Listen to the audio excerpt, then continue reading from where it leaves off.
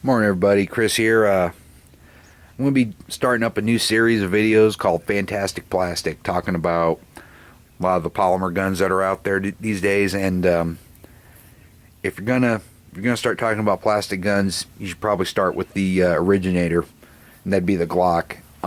So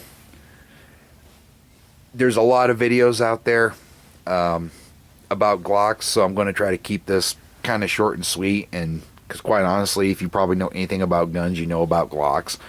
And honestly, the exposure these pistols have had in movies, TV, and all kinds of things, even if you don't know anything about guns, you probably know what a Glock is. But anyway,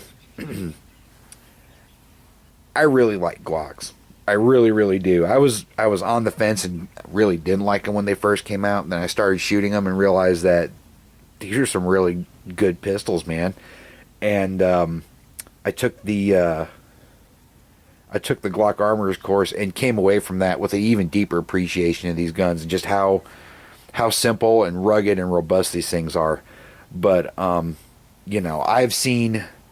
literally seen a one of these get a 17. This is a little older one, but I've seen a 17 get ran over by a like F-250 Super Dually, and just we cleaned it off, shot a couple hundred more rounds through it. Totally fine, They're kind of like the AK-47 and Timex watches of the gun world, man. They just take a licking and keep on ticking.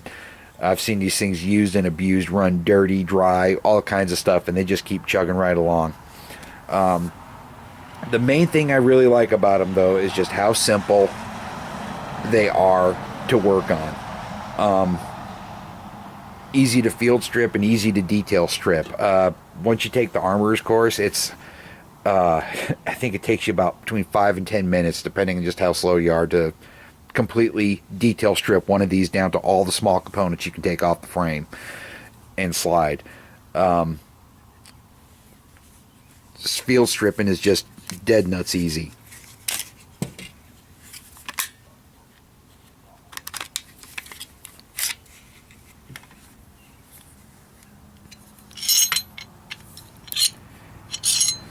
And you're ready to clean anything you need to clean on this. There's not a lot of...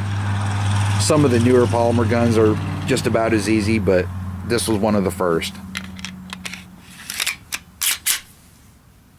So, and in terms of working on them,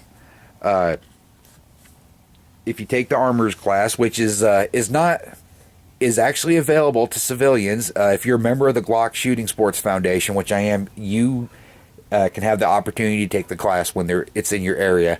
And if you are, I highly recommend you do, because not only will you learn a lot about the pistol, but you'll be a certified armorer, and you can get parts to keep your Glock up and running. And talking about how easy they are to work on and stuff, they're also relatively inexpensive. If you want to have one of these, for prepping, put in your bug out bag, your SHTF bag, man, for about, depending on which model you have, because the recoil springs vary between $5 and $12, you can have for between $97 and $90 a bag of parts that will let you do a complete rebuild of all the little internal parts on one of these. And you can do it with one tool sitting up in your tent on the mountain somewhere. And you don't even need this tool. I got this from the Armorer's course, but you just need a punch of the appropriate size and it'll totally work. You do need another tool if you need to mess with the front sight, and rear sight, but that's not something you'd probably be doing in the field anyway. But so the three I have here, I've got a 17, and this one's pretty much a range toy. I put a fiber optic front sight on there. It's showing up really good in the camera, and that really pops with that white U notch, man. It's fast on target. Really shows up good during the day or even at night if you got a flashlight. This little guy right here is my this is one in my carry rotation. This is a 19. And I put a fiber optic on that, as well as the Crimson Trace laser grips. I love these laser grips for the Glocks because you put them on like this and you don't have to change out your carry holster or anything like that. It works just fine. And then I've got the little 10mm sledgehammer, the 29 SF.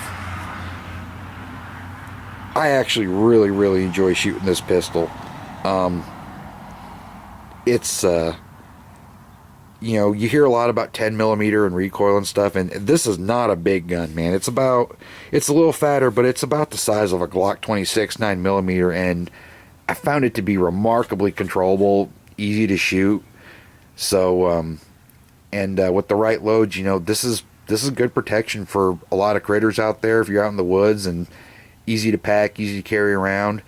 One thing I did do to all of mine is these are the decal grips, and they make two different kinds. They make a this is the rubberized one, and they also make one that's kind of like sand, like a skateboard tape type thing. I don't like those for carrying because they rub and tear up your clothes and your skin. But one thing I did was with some of the extra pieces of decal grip, I added it to the slide here. This comes with it, and you're supposed to put it there, but I added it to the slide here and here just to give you a little bit more of a gripping surface when you go to pull the slide back. And it's worked out really well for me. So, but anyway, guys, that's just kind of like, you know, a little overview on the Glocks, and we're going to be showing you some more little slightly different plastic pistols coming up here in the future. So hope you enjoyed it, and you guys enjoy the rest of your week.